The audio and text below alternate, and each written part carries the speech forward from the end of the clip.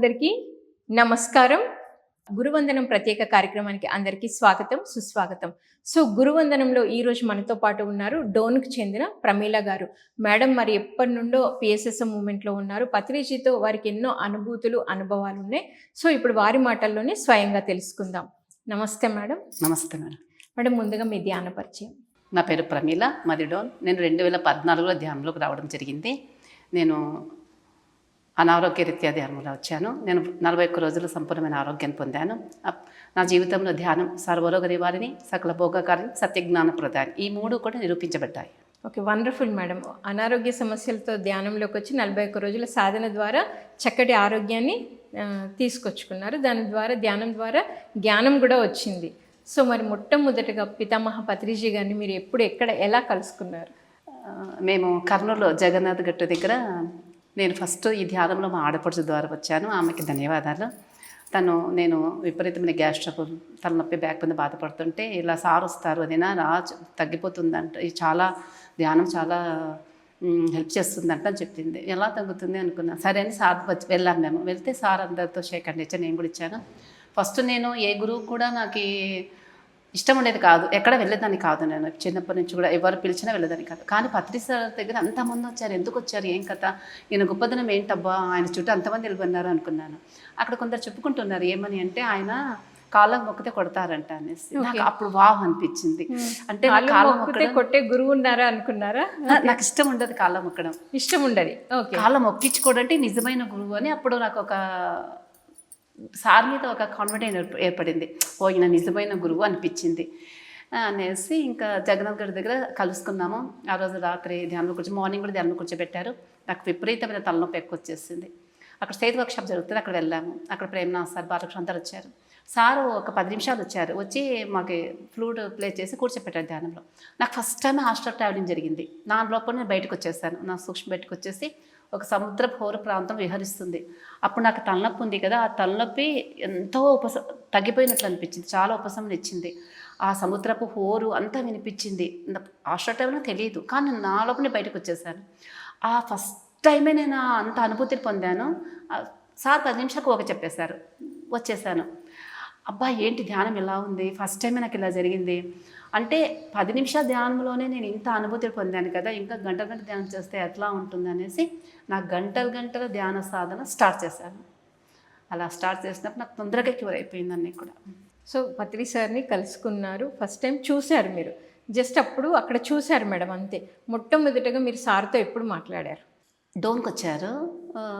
డోన్కి వచ్చినప్పుడు అందరితో ఇక్కడ కడతాలు వెళ్ళి సార్ ఇక్కడ బెంగళూరు మేము ఎప్పుడు ఇక్కడ వచ్చి వెళ్తారు. సార్ నాకు మైక్ ఇచ్చారు మాట్లాడమని. డోన్కి వచ్చినప్పుడు స్టేజ్ మీద డైరెక్ట్ మైక్ ఇచ్చారు? లేదు ఇక్కడ ఊరికే సెంటర్లో స్టేజ్ మీద అయితే సార్ నాకు ఎలా అంటే నందవరంలో సార్ నాకు ముందే రేపు గురు పౌర్ణమి అనగా ఈరోజు నాకు విజన్ వచ్చింది. సార్ నాకు స్టేజ్ మీద పిలిచి మైక్ ఇచ్చినట్టు. నేనేమనుకున్నాను, నాకెలా ఇస్తారు మైకు, నేను ఒక మామూలు గృహిణిని, నాకేం తెలుసు, అంత మహామహులు ఉంటారు కదా అక్కడ చదువుకున్న వాళ్ళు అందరూ సీనియర్ మాస్టర్స్, నాకేం తెలుసు, నేను ఇంకా ధ్యానం వచ్చి 4 సంవత్సరాలు 5 సంవత్సరాలు ఎలా ఇస్తారు, అసలు నాకేం తెలియదు కదా అనుకున్నాను.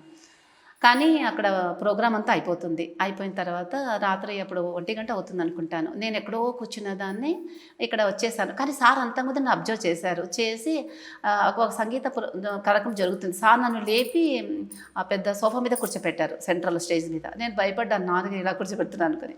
సార్ వెళ్ళిపోయిన తర్వాత మళ్ళీ ధ్యానం నేను మళ్ళీ కింద కూర్చున్నాను. మళ్ళీ ఇంకొక ప్రోగ్రాం అయిన తర్వాత ఇంక సార్ వచ్చారు. సార్ వచ్చి ఇంకా అందరూ సార్ సందేశం ఇవ్వని అడుగుతున్నారు, రాజు గురు పౌర్ణమి కదా.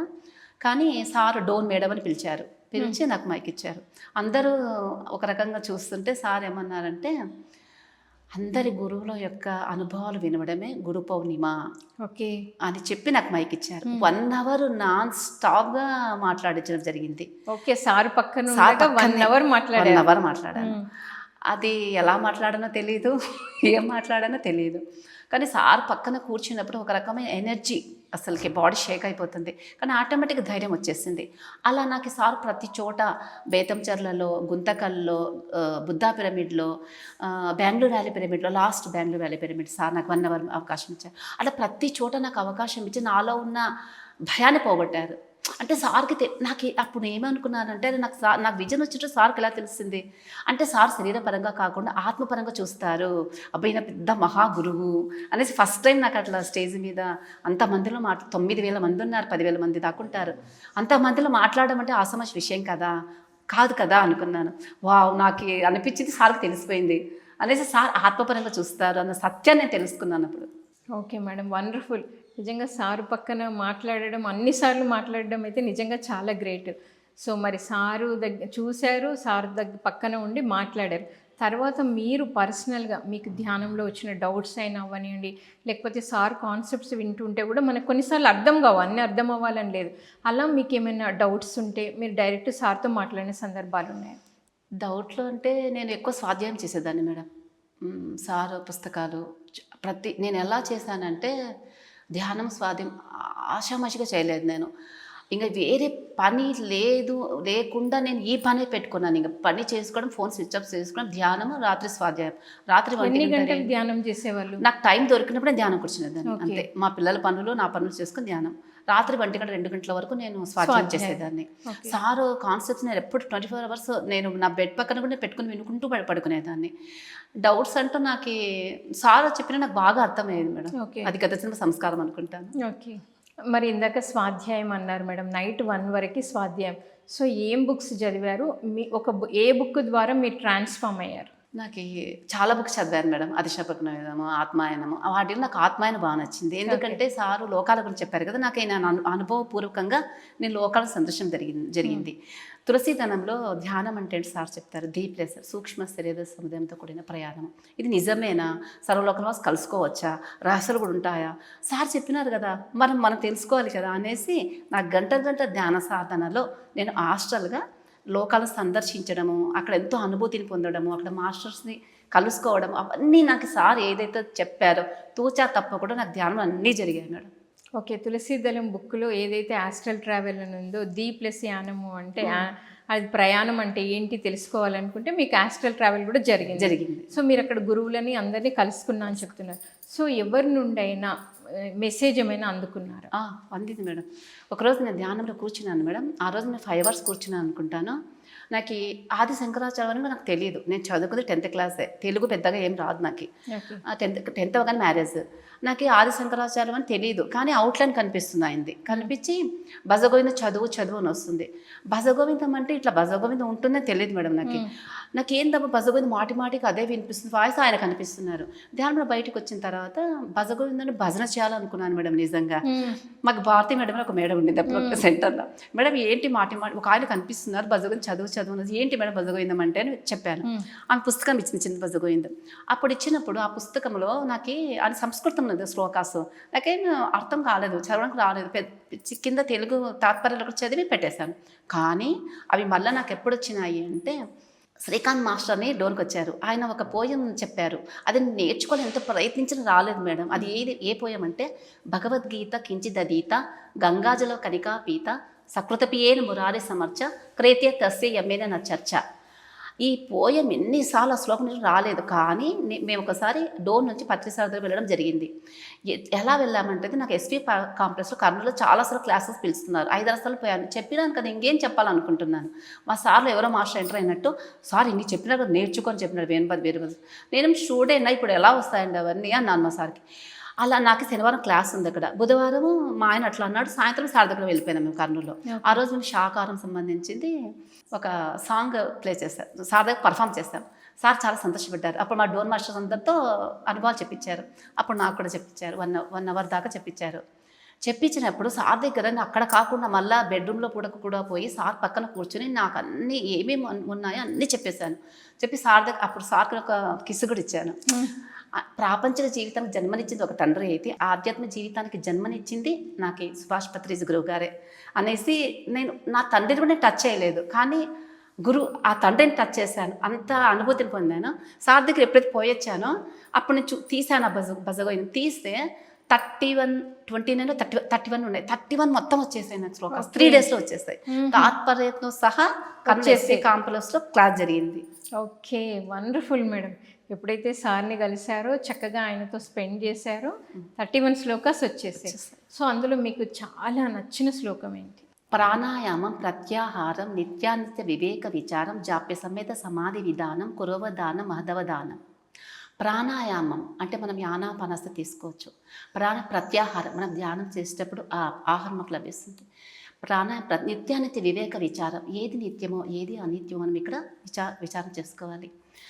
ప్రాణాయామ ప్రత్యాహార నిత్య వివేక విచారం, జాప్య సమేత సమాధి విధానం. ఇక్కడ జపము అంటే మామూలు జపం కాదు, మనము రిపిటేషన్ చేసుకోవాలి ప్రతిరోజు. ధ్యానము మన ప్రతిరోజు మనం రిపిటేషన్ చేయాలి. అప్పుడు మనకి కుర్వవదానం, మహదవదానం. కురు అంటే చేయి, అవధానం అంటే శాస్త్రం, మహదవదానం అంటే అన్ని శాస్త్రాల్లోకెల్లా గొప్పదైన శాస్త్రం ఇది అనేసి, ఈ ధ్యాన శాస్త్రము అనేసి నాకు బాగా నచ్చిన పోయం ఇది. సో నెక్స్ట్ తర్వాత అంటే మీరు ఇందాక అడిగితే నాకు డౌట్స్ అయితే ఏమీ లేవు, నేను స్వాధ్యాయము చేసుకునేదాన్ని, ధ్యానం చేసుకునేదాన్ని అని చెప్పారు.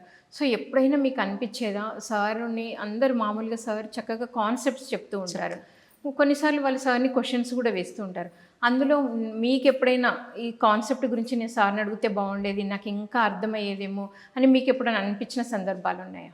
ఎందుకంటే నేను సార్తో ఎప్పుడు సార్ నన్ను కళ్ళతోనే మాట్లాడించేవారు. నేను ఒకసారి గుంతకల్ పోయినప్పుడు సార్ దగ్గర చాలామంది ఉన్నారు. ఒకటి జరిగింది మేడం, ఏంటి అంటే మాకు షాప్ ఉంది, బట్టల షాపు. నేను మామూలు శారీలో ఉన్నాను. ఆ రోజు నేను ఎందుకో ఆ రోజు షాప్లో కూర్చోవాల్సి వస్తుంది. మా సార్ ఊరిపోయినాడు, మళ్ళీ వచ్చినాడు. శారీ చేంజ్ చేసుకోపోన్నారు. అప్పటికి అందరు మాస్టర్స్ వచ్చారు షాప్ దగ్గరికి. నేను మళ్ళీ చేంజ్ లేట్ అవుతుంది కదా, ఆ శారీతో వెళ్ళాను. నేనేమన్నానంటే మా ఆయనకి, పత్రి సారు బట్టను చూడడు, శరీరపరంగా ఆత్మపరంగా చూస్తాను చెప్పిపోయినాను నేను అక్కడికి. పోతే అక్కడ చాలామంది మాస్టర్స్ మేడమ్స్ చాలా చక్కగా శారీస్ బాగా నీట్గా రెడీ వచ్చాయి. నేను మామూలుగా వెళ్ళాను పాత చీరతో. కానీ అంతమందిలో సార్ రండి మేడం అని నా సార్ పక్కన కూర్చోపెట్టుకున్నారు. కూర్చోపెట్టి ఏంటి మేడం సంగతులు అన్నారు.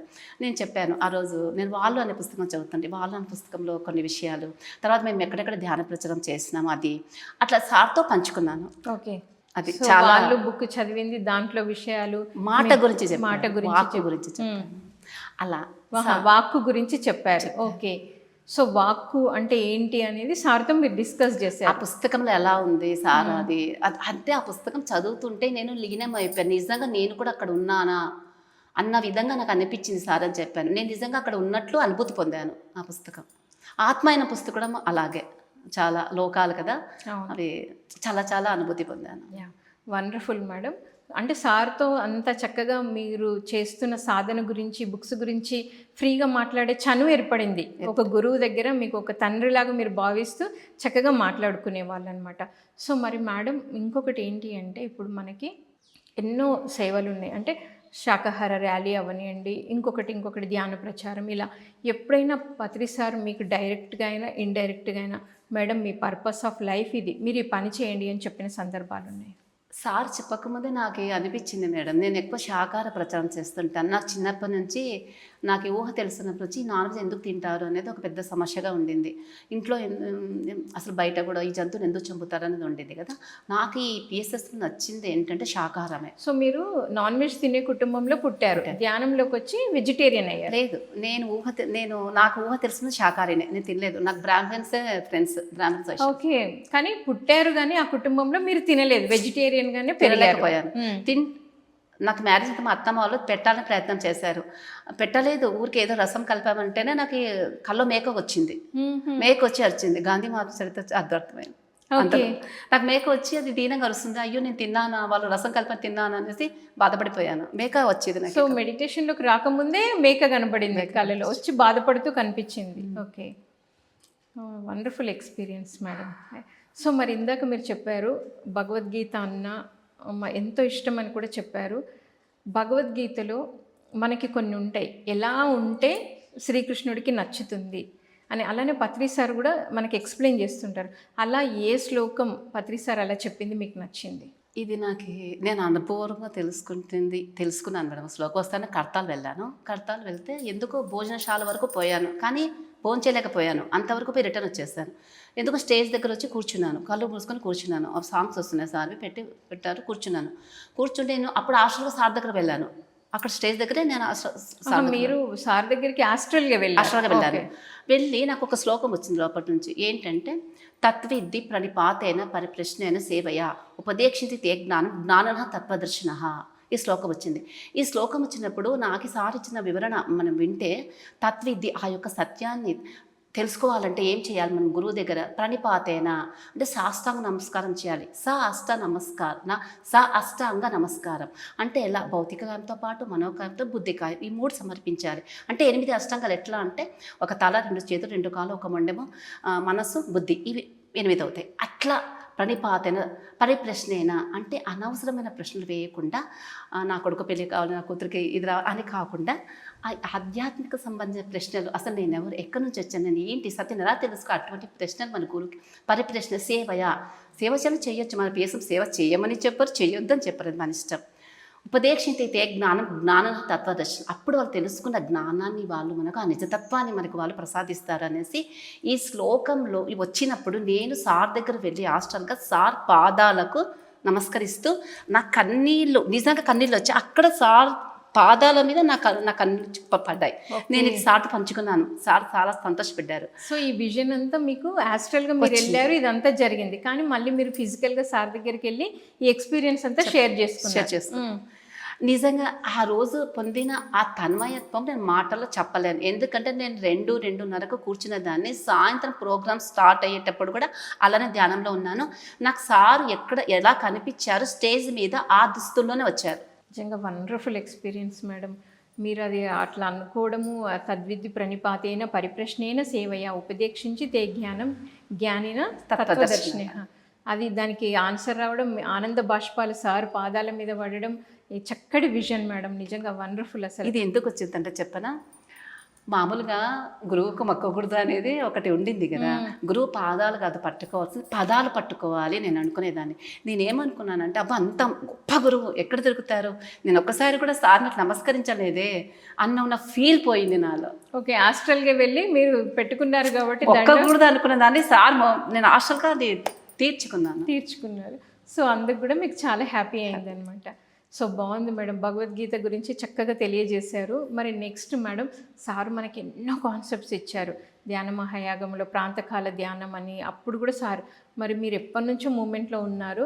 ధ్యాన మహాయాగంలో ఆ 3 గంటలు పత్రిజీ సమక్షంలో ధ్యానం చేసినప్పుడు, మామూలుగా చెప్తూ ఉంటారు ఒక గురువు సమక్షంలో ధ్యానం చేసినప్పుడు మనకి చాలా డిఫరెంట్ అనుభూతులు కలుగుతాయి అని.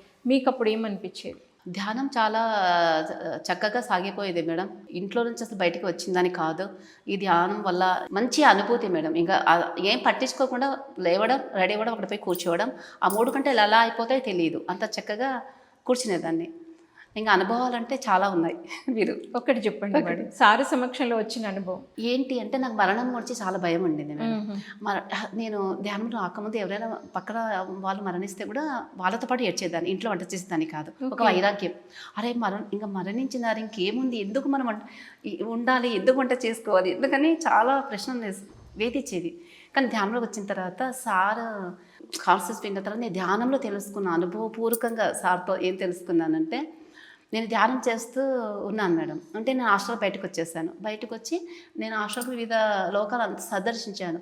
అదంతా ఎక్కడెక్కడ పోయి వచ్చాను. పోయిన తర్వాత నా బాడీ రావట్లేదు, నా బాడీ పోవట్లేదు. ఓకే, అది అక్కడ పడి ఉంది. మా సాను లేపుతున్నాను. అంటే అక్కడ చూడండి, ఫిజికల్ బాడీ ఉంది కానీ హాస్టల్ బాడీ ఫిజికల్ బాడీలోకి రావట్లేదు కూడా కాదు మేడం. నేను వేరే వాటిలో చూసిన హాస్టల్ బాడీ, ఇది ఎరుక. ఎరుక ఉన్నాను అంతే, బాడీ కూడా లేదు అక్కడ. నా ఎరుక మా సార్ లేపుతుంది, మా సార్ లేవటం లేదు. ఇప్పుడు ఏం చేయాలా అనుకుంటే నాకు పత్రిసారి జ్ఞానం గుర్తొచ్చింది. అప్పుడు మేము పెద్ద ఇల్లు కట్టిస్తున్నాం, పిరమిడ్ కట్టాలనుకున్నాం. నాకు 3 పిల్లలు, అవేం గుర్తుకు రాలేదు. ఇల్లు గుర్తురాదు, 3 పిల్లలు కూడా ఏం రాలేదు. పత్రిస జ్ఞానం గుర్తొచ్చింది. ఏం గుర్తొచ్చిందంటే, ఎందుకు భయపడాలి, నేను ఈ భూమి మీద నా వర్క్ ఉంటే నేను ఆ శరీరంలో వెళ్తాను, లేదు అంటే నేను వెళ్ళిపోతాను, మళ్ళీ నేను జన్మ తీసుకుంటాను, నా పాప ఉన్న పుణ్యాన్ని బట్టి అనుకున్నాను. ఈ భూమి మీద వర్క్ ఉంటే ఎప్పుడు అనుకున్నాను అప్పుడు నా బాడీలోకి వచ్చేసినాను నేను. అప్పుడు నాకు మళ్ళీ జన్మ తీసుకున్నట్టు అనిపించింది. అంటే జన్మ తీసుకున్న ఎక్స్పీరియన్స్ పొందారు. అంటే మరణం అంటే ఇలా ఉంటుంది, శరీరం నుంచి మొత్తం పోయింది. సూక్ష్మ శరీర యానం వేరే అవుతుంది, ఇది వేరే అవుతుంది మేడం. ఓకే, ఇది వేరే అవుతుంది. ఎరుక ఇక్కడ అంతే. అది మంచి అనుభూతి పొందాను. అప్పటి నుంచి మరణం అంటే భయం లేదు. ఇప్పుడు పోయినా రెడీగా ఉన్నాను. ఓకే, భయం పోయింది. సో ఇందాక మీరు అన్నారు పిరమిడ్ కట్టాను మా ఇంటి పైన అన్నారు. సో ఆ పిరమిడ్ మీకు ఎందుకు కట్టాలనిపించింది, ఇన్స్పిరేషన్ ఏంటి? యాక్చువల్గా నాకు ఒక ఇల్లు ఉంది షాప్ పైన, అక్కడ పైన కట్టాలని అనుకుంటున్నాము. అది 3rd ఫ్లోర్. అందరు మాస్టర్స్ వచ్చి చూసారు, ఆంజనేయ శర్మ సార్ అందరు వచ్చారు. కానీ అంత పైకి కదమ్మా వద్దులే అన్నారు. సరే అనేసి నేను ఎలాగైనా పిరమిడ్ కట్టాలా అని అనుకున్నప్పుడు అనుకోకుండా మేము ప్లేస్ తీసుకున్నాం, 5 సెంట్లు ప్లేస్ తీసుకుని అనుకోకుండా అక్కడ కట్టించారు మా ఆయన. అప్పుడు కట్టించినప్పుడు 10 లక్షలు అప్పు ఉంది. మా ఆయన వద్దులే ఇంకా పిరమిడ్ అన్నాడు. లేదండి లేదు, నాకు మాత్రం పిరమిడ్ నేను ఇల్లు కాదు కోరుకున్నా, పిరమిడ్ కోరుకున్నాను, బంగారం అంతా వేసైనా మీరు పిరమిడ్ కట్టేయాల్సిందని చెప్పినాను. సరే అనేసి మా సార్ 13/13 పిరమిడ్ కట్టారు. పత్రి సార్ వచ్చారు. పత్రి సార్ నాతో చాలాసేపు మాట్లాడిచ్చారు. ఇప్పుడు తర్వాత బాబుతో కూడా మాట్లాడిచ్చారు. బాబు భజగోయింది అన్నీ సార్ పక్కన చెప్పారు, మొత్తం శ్లోకాస్ అని చెప్పించారు. ఏదైతే మాకు ఉందో సార్ దగ్గర సార్తో స్పెండ్ చేయాలని ఆ రోజు మా ఇంట్లో స్పెండ్ చేస్తారు సార్ చాలా చక్కగా. అంటే సార్తో ఎంత మాట్లాడాలో అంతే మాట్లాడేదాన్ని. అంటే ఒక గురువు దగ్గర చూడండి మనం ఎలా ఉండాలో అలానే ఉండేదాన్ని. సార్ కళ్ళతో నాకు అంత అర్థమయ్యేది, నేను సార్కి అర్థమయ్యేదాన్ని. ఫ్యూచర్లో మాటలు ఉండవంట. ఓకే, మౌనం ద్వారా మాట్లాడుకుంటాం. సార్ మౌనం నాకు అర్థమయ్యేది, నేను సార్కి అర్థమయ్యేదాన్ని. అలా సాగింది మాది. బాగుంది మేడం. సో ఫైనల్గా అంటే ఇంత చక్కగా మీరు ఎంతో హ్యాపీగా ఉన్నారు, కుటుంబం అంతా ధ్యాన కుటుంబం అయింది, వెజిటేరియన్ అయ్యారు. మరి ఈ సందర్భంగా ఈ గురువందనం కార్యక్రమం ద్వారా మీ గ్రాటిట్యూడ్ని పత్రిజీకి మీరు ఎలా తెలియజేయాలనుకుంటున్నారు? అది ఎంత చెప్పుకున్నా తక్కువే మేడం. కానీ నేను ప్రతి క్లాస్లో స్టార్టింగ్లో చెప్పేదాన్ని, ప్రేమభరితమైన మౌన హృదయం అనుక్షణం దరహాసని చిందించే నగుమోముగలి నిజమైన వ్యక్తి ఆధ్యాత్మిక చక్రవర్తి. అటువంటి చక్రవర్తే మనందరి హృదయాలు వెలుగులు నింపిన సుభాష్ పత్రిజీ గురువు గారికి ధన్యవాదాలు. తర్వాత రతనాలను తీర్చిదిద్దిన స్వేదం, వెనకంజ తెలియని పాదం, గొప్ప మానవతావాదం, పిరమిడ్ కేంద్రంలో సాధించిన సాటిలని ప్రపంచనం, గర్వం లేనితనం, ప్రేమగల వ్యక్తిత్వం, ధ్యాన కేంద్రాలు సాధించను సాటిని ప్రపంచనం, పిరమిడ్ రూపంగా ధ్యాన శైల దీపంగా గుండెబలం చిగ్గబట్టి మేధస్సును సానబెట్టిన సాఫల్యమూర్తి, మా ఈ నారీజన లోకానికి స్ఫూర్తించిన సౌజన్యమూర్తి అతడే Subhash Patriji. Thank you madam, wonderful. గురువందనం కార్యక్రమంలో ఎంతో చక్కగా ఆ గురువు గురించి, ఆ గురువుని మీ తండ్రి అనుకొని మీరు పొందిన అనుభూతిని, అనుభవాలని ఎంతో చక్కగా తెలియజేశారు. Thank you madam, thank you so much. So విన్నారు కదండి, మరి పితామహ పత్రిజీ నిజంగా ఒక మైత్రేయ బుద్ధుడిగా భూమి మీదకి వచ్చి ధ్యానాన్ని, శాకాహారాన్ని, పిరమిడ్ శక్తిని అందరికీ నేర్పించి ఒక పెద్ద ప్రభంజనాన్ని సృష్టించి పిఎస్ఎస్ఎం మూమెంట్ అనే ఒక ఎంతో పెద్ద సంస్థ ఈరోజు మనకి మూమెంటే రాబడింది. మరి దాని ద్వారా ఎంతోమంది ధ్యానులు, జ్ఞానులై ఈరోజు ప్రతి ఒక్కరి మొహంలో ఎంతో చక్కటి చిరునవ్వు కనబడుతూ ఉంది. దేనికి భయం లేకుండా ప్రతి ఒక్కరు ఎంతో సంతోషంగా జీవిస్తున్నారు. మరి ఇప్పటివరకు మనం మేడం మాటలు ఎంతో అద్భుతంగా తెలుసుకున్నాం. తనకు మరణం అంటే ఉండే భయాన్ని పోగొట్టుకున్నానని, మరి భగవద్గీత నేర్చుకున్నానని ఎంతో చక్కగా మేడం తెలియజేశారు. మరొక గురువందనం కార్యక్రమంలో మరొక మాస్టర్తో మళ్ళీ కలుద్దాం. Thank you so much.